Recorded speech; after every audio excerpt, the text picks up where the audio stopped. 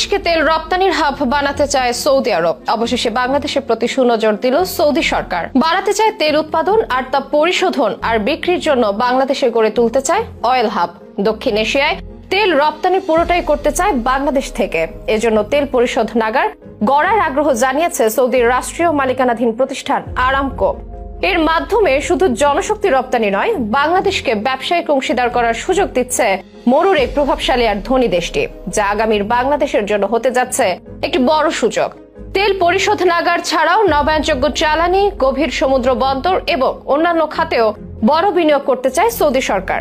সত্যি কি আগামীর বাংলাদেশ হতে যাচ্ছে তেল রপ্তানির রাজধানী? কেনই বা বাংলাদেশকে বেছে নিল সৌদি আরব? এতে কতটা লাভবান হতে যাচ্ছে বাংলাদেশ?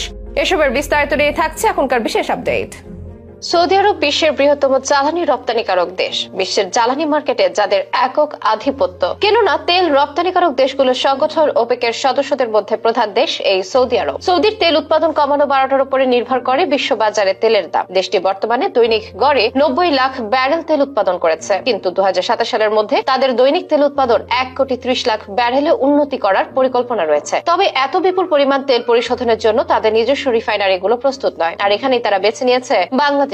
সম্প্রতি সৌদি রাষ্ট্রদূত জানিয়েছে, সৌদি আরবের রাষ্ট্রীয় মালিকানাধীন তেল কোম্পানি আরামকো বাংলাদেশে একটি অত্যাধুনিক তেল শোধনাগার স্থাপন করতে চায়। এটা শুধু বাংলাদেশের ক্রমবর্ধমান পেট্রোলিয়াম চাহিদা মেটাবে না, বরং চীন, ভারত সহ প্রতিবেশী দেশগুলোতে তেল রপ্তানির পথ সুগম করবে, যাতে লাভবান হবে বাংলাদেশ আর সৌদি আরব উভয় দেশেই। শুধু তাই নয়, সম্প্রতি ঢাকায় এক অনুষ্ঠানে সৌদি রাষ্ট্রদূত ইসা ইউসুফ ইসা আল দুহাইলান জানিয়েছেন, চট্টগ্রাম ও জেদ্দা বা দাম্মামের মধ্যে একটি সামুদ্রিক রুট স্থাপন করলে এটি বাংলাদেশ ও আঞ্চলিক বাজারে দৃষ্টান্তমূলক পরিবর্তন আনতে পারে। অবশ্যই এটি সৌদির প্রথম প্রস্তাব নয়, অতীতে এমন প্রস্তাব এসেছে। 2016 থেকে 2018 সালের মধ্যে আরামকোর প্রতিনিধি দল 3 বার বাংলাদেশ সফর করেছিল, কিন্তু তখনকার সরকার তাদের বিনিয়োগ প্রস্তাব ফিরিয়ে দেয়, যাকে ভুল সিদ্ধান্ত বলে আখ্যায়িত করেছেন বিশেষজ্ঞরা। তবে বর্তমান সরকার সেই ভুলের পুনরাবৃত্তি করতে চায় না, কারণ সৌদি আরব শুধু তেল পরিশোধ নাগার নয়, নবায়নযোগ্য জ্বালানি, গভীর সমুদ্র বন্দর এবং অন্যান্য খাতেও বড় বিনিয়োগ করতে চায়, যার জন্য বিনিয়োগের উপযুক্ত পরিবেশ নিশ্চিত করতে চায় বর্তমান সরকার। তবে চ্যালেঞ্জও কম নয়। সৌদি রাষ্ট্রদূত বলছেন, আমলাতান্ত্রিক জটিলতা এবং দুর্নীতির মতো বাধাগুলোর বিনিয়োগের পথে বড় অন্তরায়। সৌদি আরব এ ধরনের চ্যালেঞ্জ মোকাবেলায়